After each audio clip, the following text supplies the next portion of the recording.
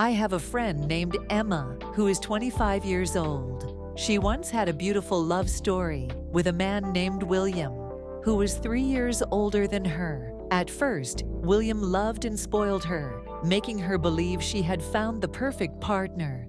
But soon, his love became suffocating and turned into a nightmare. William controlled Emma too much. He didn't let her meet her friends, not even her closest girlfriends.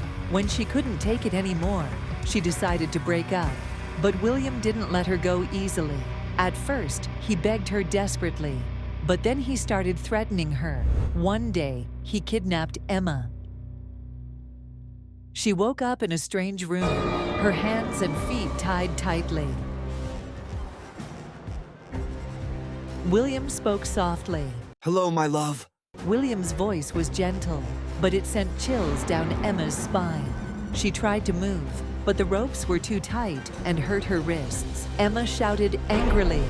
Let me go, William! William tilted his head and smiled. You are mine. I won't let you leave me. He walked closer and touched her face. Emma tried to turn away, but she couldn't do anything. William wanted Emma to love him again and obey him. He clenched his teeth and said, Emma, say you love me.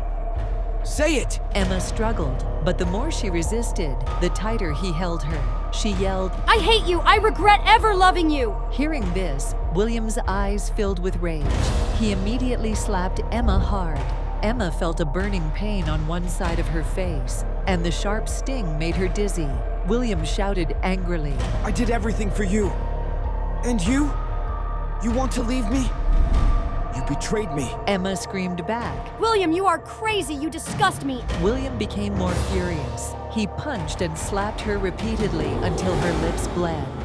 The days after that were a never-ending nightmare. Whenever she resisted, he beat her, starved her, and left her weak and trembling. But after hurting her, he would hold her close, kiss her forehead, and comfort her like a child. Emma soon realized that the more she fought back, the more violent he became.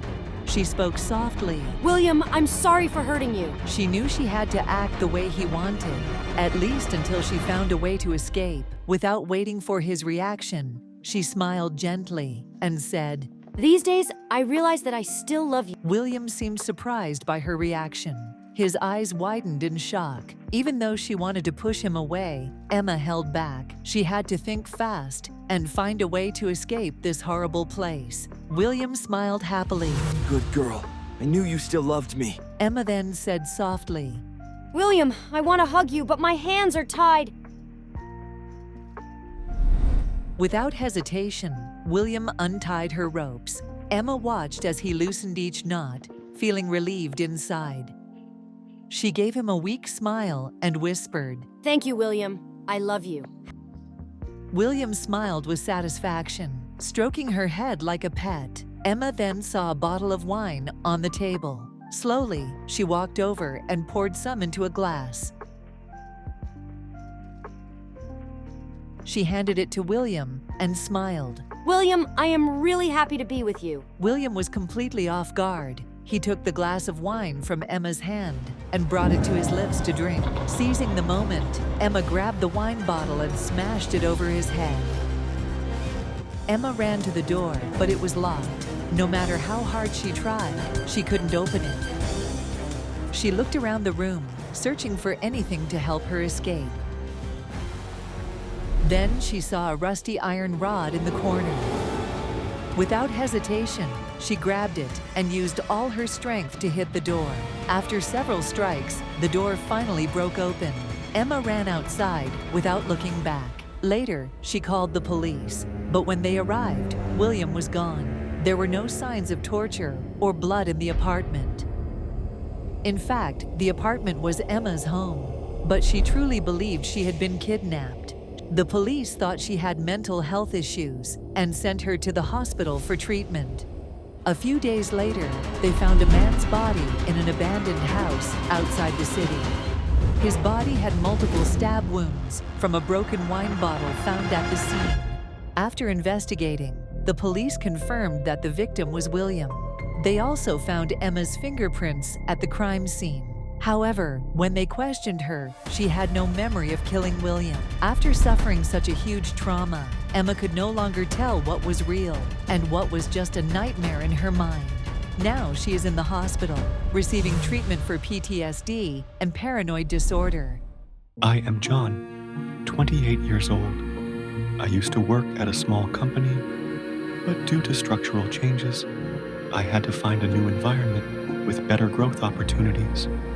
However, not long after starting, I realized that the workload here was heavier than I had imagined. The overwhelming tasks often forced me to stay late into the night. Many nights, I would see a thin woman diligently mopping the hallway floor, but when I looked at my phone, the clock had already 0, and I wondered, was there still a cleaner working at this hour? Many times, I wanted to greet her, but every time I stepped out the door, she had vanished, as if she had never been there. She moved like a shadow, just a blink, and she disappeared, making it impossible to determine where she had gone. Again and again, the sight kept repeating itself. I couldn't help but wonder, something was not right, or worse, something did not belong to this world. Curious, I decided to observe her more closely. When I stepped into the hallway, she was still there, bending down and carefully scrubbing each stain on the floor. I smiled and said, "Good evening, ma'am. Do I crawl to where you go? You're working late, aren't you?" She did not respond. She just silently wiped the glass, each stroke slow and deliberate, as if following an unconscious habit. I hesitated for a moment before continuing. "Have you worked here long? I just started, so I don't know many people yet." She paused for a moment, tilting her head slightly backward, preventing me from seeing her face clearly. I took another step forward, and suddenly, the overhead lights flickered continuously. When the lights stabilized, she was gone. The hallway ahead of me was eerily silent. No trace, no sound, as if no one had ever stood there.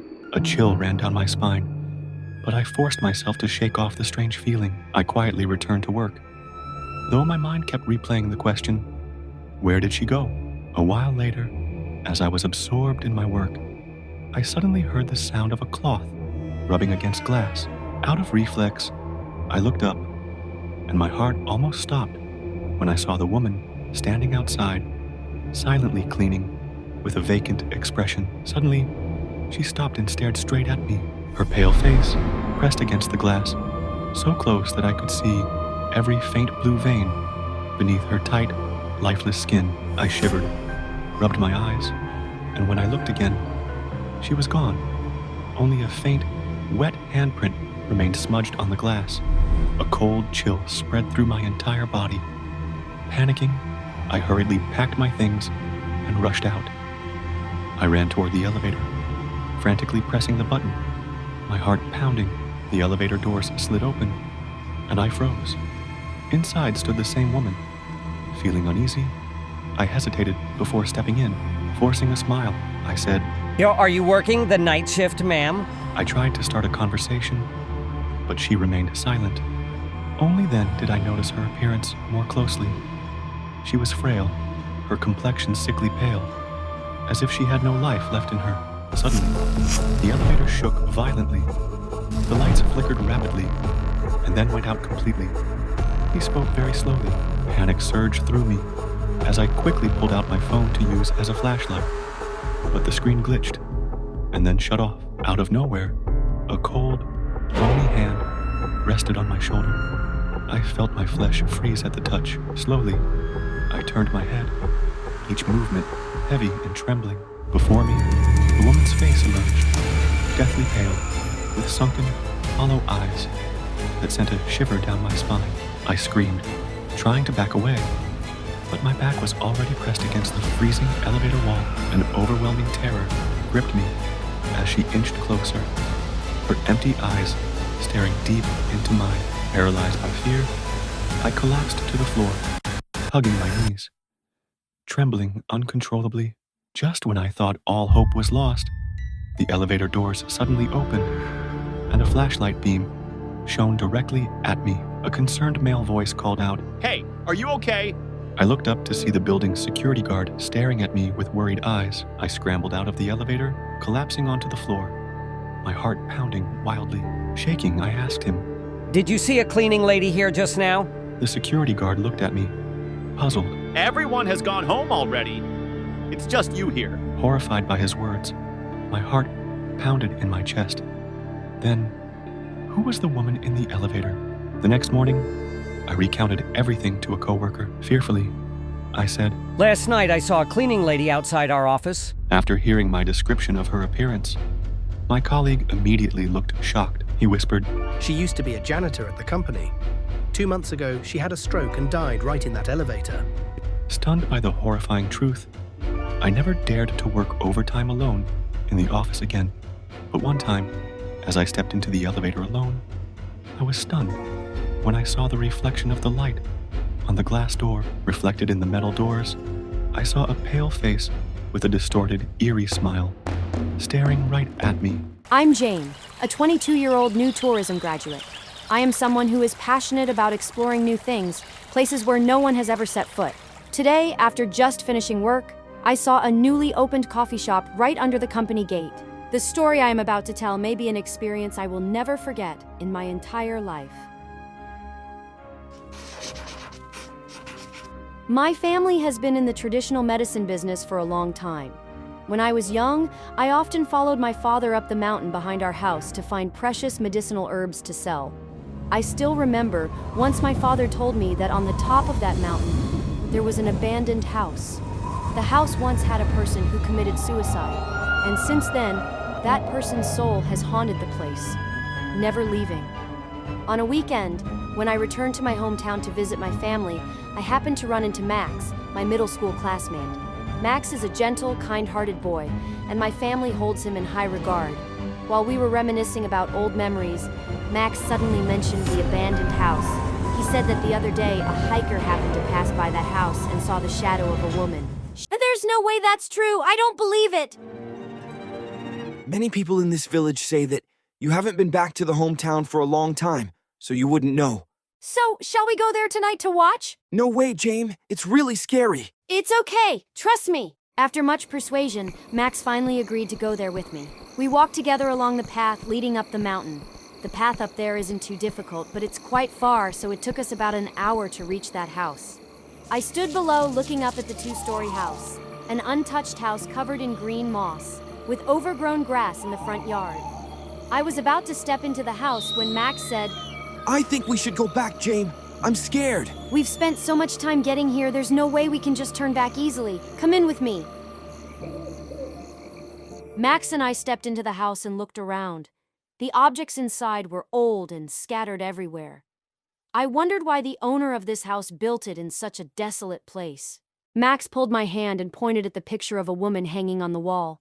Her eyes appeared to be observing everything we did. I don't see anything scary, it's just a normal picture.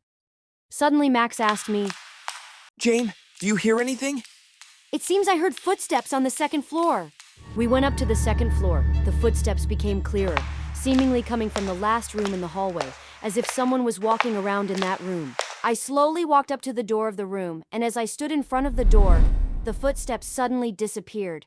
I tried to open the door but couldn't. It felt like someone was locking it from the inside. Is anyone in there? In response, all I heard was the wind outside the forest. Suddenly, the door slowly creaked open, and Max and I turned to look. I started to feel anxious and recalled the stories I had heard about this house. It was as if something compelled me to approach the door, and just as I raised my hand, a gust of wind blew, flinging the door wide open.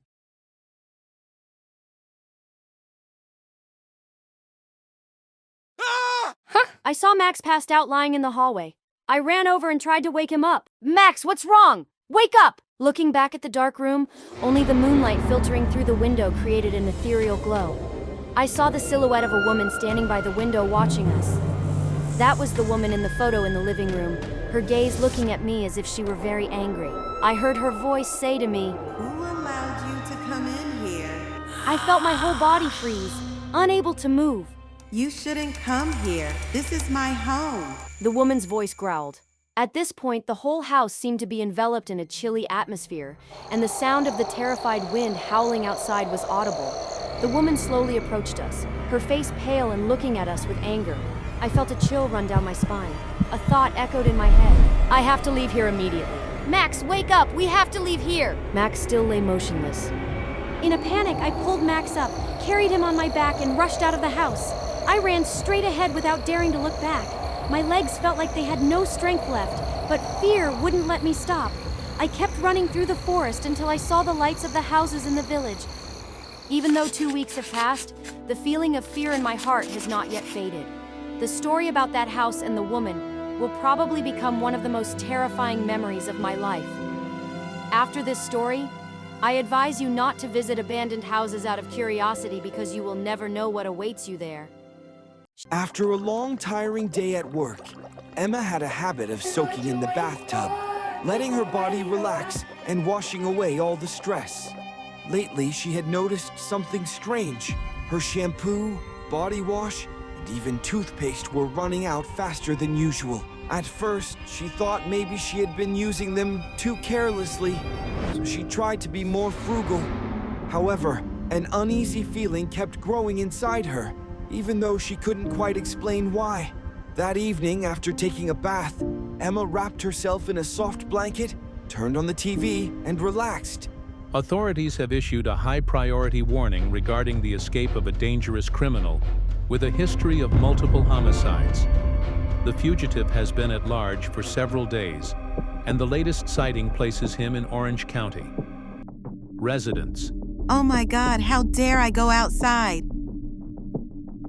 A chill ran down her spine. She stood up immediately, checked the front door and windows, and locked everything tightly. After making sure there were no gaps, she returned to her bedroom. But just then, a faint sound came from under the bed. She froze. Her throat went dry. Her heart pounded in her chest. Holding her breath, she peered into the dim darkness beneath the bed. A small mouse was quietly nibbling on crumbs. Emma let out a relieved sigh and chuckled at herself for panicking over nothing. But just as she was about to stand up, another sound came from behind her. Silly girl. A soft, eerie giggle. Emma's body went rigid. It felt as if invisible hands were tightening around her throat. She didn't want to turn around, but fear compelled her to face the truth. Who's there? Slowly, she approached the wardrobe. Her fingers trembled as they reached for the handle. Taking a deep breath, she gathered all her courage and gently pushed the door open. You sought me.